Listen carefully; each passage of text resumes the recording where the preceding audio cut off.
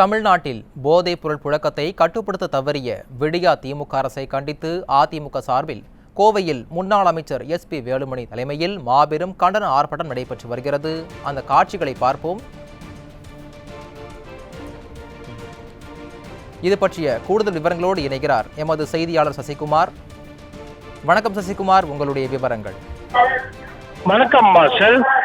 கடந்த 3 ஆண்டுகளாக திமுக அரசு பதவி ஏற்ற நாள் முதல் தமிழகம் சர்வதேச போதை கடத்தலுடைய தலைநகரமாக மாறியுள்ளது பெரும் அதிர்ச்சியை ஏற்படுத்தியுள்ளது.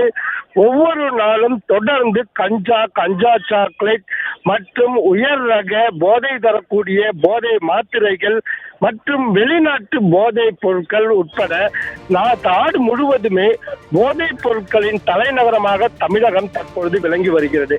அதிலும் சமீபத்தில் பார்த்தோமானால் சர்வதேச அளவில் போதை கடத்தல் கூடிய ஒரு கும்பலை சேர்ந்த தலைவனாக செயல்பட்டது திமுகவை சேர்ந்த முக்கிய பொறுப்பில் இருக்கக்கூடியவர் என்ற தகவல் வெளியானது தமிழக மக்களிடையே மிகப்பெரிய அதிர்ச்சியை ஏற்படுத்தியுள்ளது.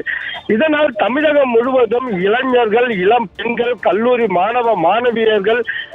மாணவியர்கள் இவர்களை போதை பழக்கத்தில் இருந்து விடுபடவும் அவர்களுக்கு விழிப்புணர்வை ஏற்படுத்தவும், அதே நேரத்தில் போதை கடத்தல், போதைப் பொருள் பழக்க வழக்கங்கள் இதையெல்லாம் தடை செய்ய தவறிய திமுக அரசையும் திமுக முதல்வரையும் கண்டித்து முன்னாள் முதல்வரும் கழக பொதுச் செயலாளருமான புரட்சி தமிழர் எடப்பாடி பழனிசாமி அவர்களின் ஆலோசனையின் பேரில் தமிழகம் முழுவதும் இன்று மாபெரும் கண்டன ஆர்ப்பாட்டங்கள் நடைபெற்று வருகிறது. அதன் ஒரு பகுதியாக கோவையில் மகளிர் அணி மற்றும் மகளிர் அமைப்பு மகளிர் பால்சரையின் சார்பாக கோவையில் மாபெரும் கண்டன ஆர்ப்பாட்டமானது நடைபெற்று வந்து கொண்டிருக்கின்றது. அதைத்தான் நாம் நேரலையில் பார்த்து வந்து கொண்டிருக்கின்றோம்.